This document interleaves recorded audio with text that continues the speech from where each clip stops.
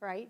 And so triage involves, seeing a counselor or bumping things up to a higher level when the kid just doesn't seem okay, and that's for more than a day, right? So I think that obtaining a counseling appointment is probably not something you can do in a moment anyway, but a good time to begin a process is saying, so one of my kids, my 14-year-old's friends, went through a rough year, had a lot of trouble, a lot of infighting with his parents, and my kid was coming home saying he never laughs, none of us can make him laugh. If we make a joke, he just snaps at us all the time. He's always upset. He's never in a good mood. There's something wrong with him, right? So I reached out to the mom and I said, hey, how's he doing? She said, he's terrible. He's irritable all the time. So I gave him the name of a counselor because the kid just didn't look okay. And he didn't look okay for about 2 months. And I said, enough is enough. And they went to see somebody really good and he's doing better. When somebody may need a diagnosis. And so, just what is this that we're looking at? Why is this kid like this? Why is this happening? We didn't used to have this problem. That's the reason somebody might go and see a counselor, just to understand better what's going on. And I say, why see a counselor and not why go to Clarity or why get a psychiatric evaluation and go on meds? Because I think the first stop is to go and see a counseling professional and let that person be the gatekeeper. I think very often we go straight to medical management rather than looking at people who are the specialists in behavior and in coping, and we need to start there. There are more resources there, and it's a good way to screen people out so that we don't get an overload in the system.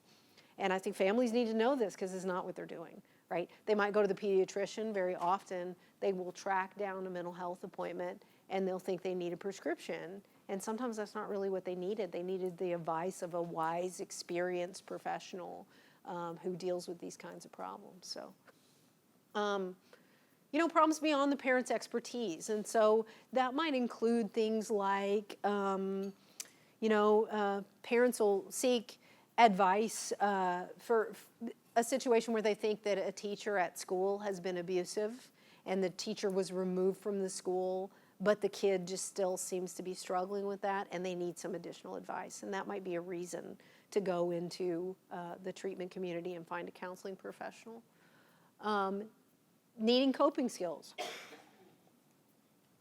Kids or parents might need coping skills, and parents might not know where to find them. They might not be sure what it is. Obviously this kid is having trouble dealing with things, but I don't know what to say. I don't know how to teach this. I'm not sure what we need to do. Parents feeling overwhelmed. I wish more families would come in and seek help when they're angry, irritable, or overwhelmed, because I see a lot of overwhelmed parents. Most often moms, but that's because moms are the ones bringing kids in and initiating more often, but just worried, stressed, distressed, things like that a lot, unfortunately. And when communication breaks down, we particularly start to see this around adolescence, when the parents can't give direction to a kid and the kid is uncooperative. That's an important time to go out and get some help, maybe get a referee. I'll have people come in and say, my kid won't do his homework and I can't make him do anything. That's a time when you need some help, because if you've got a teenager, you should be able to have some kind of system to make them follow the rules. And if you can't do that, you need some help. And then when parents are just uncertain what's going on. And, increasingly as kids get older, they stop talking to their parents and they'll go and they'll talk to a third party. I had a kid come in to see me, and really interesting. I saw him the first session. The parents stayed in the room because it was kind of a medical crisis. The kid was suicidal. He was seeing a therapist, and we were trying to figure out if he was having a medication reaction. 16-year-old, and just about an hour of time spent with the parents and him in the room, and he barely made a peep. He was very, very quiet. When he spoke, he was very, very hard to hear. And his parents said, he shut down, he won't say anything to us. They came back for the second session, parents stepped out, he sat up in his chair and he said, okay, here's the deal, I'm gay. And I don't want my mom to know because she's really religious. If you have a situation where communication shuts down and parents don't know what's going on, sometimes the kid, as soon as they walk out of the room, is willing to say what's going on. They're just not willing to say it to the parents. And so I think that's important, that it's an important time to teach parents, hey, if that's what's going on, then that kiddo needs to talk to somebody else, and maybe they'll open up and they'll talk about what's going on. All right, and so a crisis is an immediate threat of safety. And when we're looking at the, limited hospital beds, overutilization of ERs and stuff, I think people in the community need to understand better that a crisis is immediate threat to life or limb. It's not a crying episode, It's not an argument, but it's certainly an argument that's going to escalate and somebody's going to get hurt. That's a crisis. A crisis is a situation where somebody might be suicidal. Where somebody's lost control, certainly psychosis and mania might represent crises. But most of the time when we're dealing with kids, what we see that's deemed a crisis may not be. An eating disorder restricting might be a crisis as well. And those are situations that can't be managed at home without help, can't be managed in an outpatient setting. You can't just plug into therapy and call your therapist for some support and get through that moment. You need something more. All right, and so then we're going to have lots of time for questions, and I'd really like to use that time and hear from all of you. But in summary, the parents are the mental health first responders, as are the schools, beginning with the parents saying to them, these are the things that mental health first responders do and know is our role in the mental health community. They need more training. We need to do more outreach to facilitate people learning how to do this better. And parents need to know how to assess and adjust for different stages of development. They need to teach skills and provide scaffolding, provide basic first aid and not be overwhelmed by doing that. They need to know when they need an expert, and they need the definition of a crisis.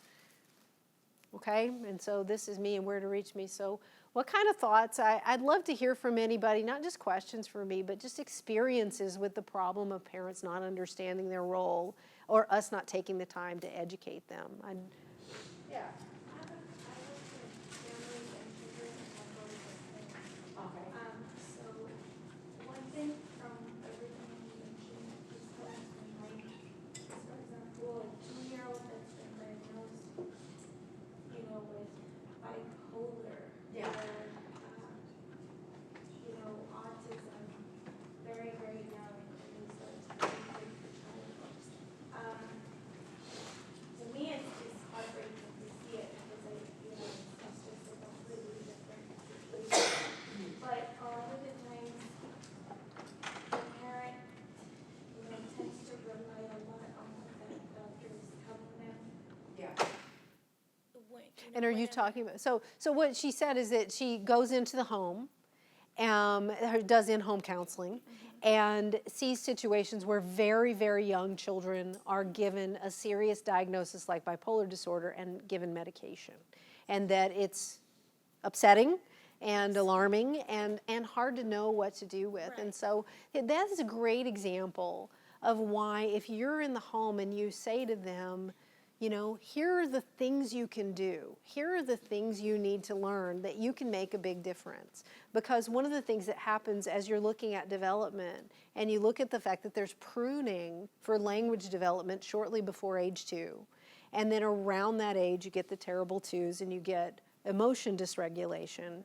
You may be able to teach that family kind of what's happening, and they may over time move away from that medical diagnosis and try to move them toward a better behavior plan, parents being less anxious and less worried, right, and having better tools. And so this is why I think this is so important, because we can't rely on the medical care system to do a lot of these things, and sometimes, frankly, it's not enough, and sometimes we're going in the wrong direction. When you have a 2-year-old, for example, with a bipolar diagnosis, I'm not sure that can be accurate. I think all 2-year-olds are a little bipolar. And so, granted, as are teenagers, right? They're all a mess. But when you have a kid who's on the autism spectrum, sometimes the differences are so dramatic that it's not necessarily inappropriate that sometimes medication is attempted as a tool. But the truth is these families still need to learn how to manage this, and they still need to feel empowered. They need to feel like they can do something, and they need better control. And that's what we're here to try to figure out how to offer them. I think it just becomes that really challenging situation whenever you can see all the environmental factors that are affecting the behavior, the child, and that are leading to that behavior. Right. But the parent believes so much that it's a diagnosis. Right. And It's a medication that and they don't want to work. in adult populations, in young adults, so I often say, she said it's really, really hard, if you didn't hear her, that when the family believes it's a diagnosis, it's an illness, right? And so when I see a 19-year-old who dropped out of college and doesn't want to go back because he has social anxiety, not uncommon, and the parents say, well, I don't know what he's going to do because he has anxiety, so he's not able to do it, right? And I say, well, he has anxiety, that's true, right? But we've got to find a way to help him have a life and help him do what he can do. And so having an illness diagnosis is not the same thing as having disability. And that's really important. And again, a thing we don't talk enough about, that being depressed doesn't mean you can't work, right? Being anxious doesn't mean you can't go to college. It's a challenge. Certainly that if you're, born with no legs, getting around is a challenge, but it doesn't mean it can't be done. And I would really want to talk with the family about that yes, these things are a challenge, hopefully the medications help, but this does not mean that, a behavior plan doesn't need to be implemented, that better structure in the home won't help you, that all these things we ask all families to do are unimportant, because they're always important, and they're important for everybody all the time. And so trying to really, you don't necessarily have to be the enemy of your prescribing professional to do that. You can go in and say, even if he's on medication, we need a better behavior plan, because those two things have to go hand in hand. So now that his emotions are a little better managed, then we need to work on the structure of what we're doing. You spoke to my point, because I think a lot of what's happening there is it's easier to make a diagnosis than it is to make rapid sweeping change in the environment. Yeah. And so I think that's just a willingness to prescribe or be prescribed a medication than to acknowledge and make change. And I want to say too, as a physician, that I blame us. I blame us too, because it really is, the truth is, right, that I know a lot of doctors, and I know a lot of patients, and there are a lot of people who are not willing to sit down and have the hard conversations. The hard conversations that we know based on research we need to have. For example, yes, your child has ADHD. Yes, your child needs to be on medication. But you're going to have to do something about the structure and homework. You're going to have to get involved. You need to look at the lesson plan. You need to go up to the school. You're going to have to partner, or it's not going to work, because medication can do something, but it's not sufficient. And I think this is true across the board. And so honestly, I think our doctors know, but are timid. It does not help in an era of patient ratings driving reimbursement. Yes. That doesn't make any sense to me, because, a good doctor may say, I'm not going to give you Vicodin, that's not a good idea, but they're not going to get good patient ratings. And likewise, a good doctor may say, I don't think your child has ADHD, or you're going to have a behavior plan, right? We're not going to get better if we don't do more. And I think this whole issue of working with families and giving the hard feedback and taking the time, we're all failing at. We are not doing a good job. It's a hard problem, and it's not getting any better with the system. So. Yep, yep. And so I think that there has to be a commitment, right? One of the things that I try to do with regard to, guidance for parents is I try to write things down and have systems in my mind and have in my mind, like, what are the words to tell a parent, hey, look, this isn't going to get better if you don't help me. You've got to be part of this, 12-year-old is cutting herself, and the parents don't want to do any of the things necessary to, take the sharps and put them up or supervise that. And I say, I know you're worried and I know you're scared, and I don't think that we're going to be able to handle this if you can't help me in the home. So let's revisit why we're having so much trouble doing these things, because I don't think this is going to get better if you can't come in and be my partner. But we have to try to figure out how to face that as professionals, find the language so that they understand, hang with them, and be kind and compassionate. Because I think we're afraid we're going to say, you're a terrible parent, But the reality is that they just need us to say, you have to help. There's not another way. And we have to stay with that, and we have to be firm and clear and direct about it. Anybody else? So I work closely with a psychiatric nurse practitioner, and it's really interesting. Sometimes they come see me first, sometimes they see her first, and there's always like a period of they're not sure. Like, if they just want meds, they just want meds, and she encourages you need to go see counseling, you need to go see counselor, go see counselor. It's like months later they come see me. It's like, and she always says, yeah, they were so scared to see you, but then after they meet you, it's okay. And I was like, it's funny because there's this person who's been needing medications for a while, but they're so scared to go see you that have been working with them, and they get to the point. It's just so interesting to see that. It is interesting because, and I think that's where we have to break down some of those biases, and some of it is that people are more familiar maybe with one or the other. Some people are much more comfortable talking about their feelings than other people. The cultural issues, right? And but it is interesting because we have to try to figure out better. I was reading on several Facebook groups that I'm part of, and one of them is a psychiatry group, and it's a closed, secret group or whatever. And somebody posted on there, I'm really frustrated because the therapist in my office continuously is discharging people from therapy who I referred, sees them 3 or 4 times, and then discharges from therapy where I think they need therapy, and isn't calling me, isn't collaborating, isn't, nothing. And so I think on both sides we have to try to figure out how to look at the holistic, the environment in the home, the medications, the psychotherapy needs, the educational needs, the whole thing, and work together and all be part of it, or it's not going to get better. We can't just carve out our tiny little space and put blinders on for the rest. Do you have any insight onto the mental health first aid certification? I've seen some things about it, and there is a training that I think is offered here through NAMI. Does anybody know?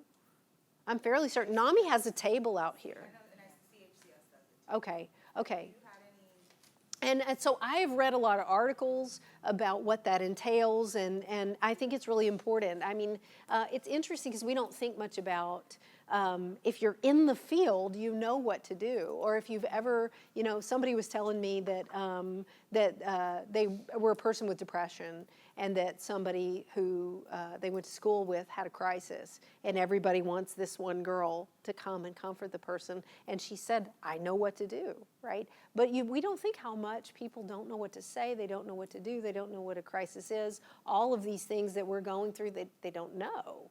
And so I do think that those kind of certifications are going to raise awareness, decrease stigma, and help keep people out of the clinic because they get some help at home.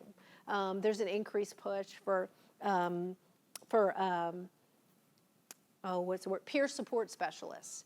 And so all lay people should know the basics of what to do. And then peer support specialists, who are people with some kind of mental health history, maybe ongoing struggle, and they go out and they're first line for some of the treatment support. They run some groups and things like that.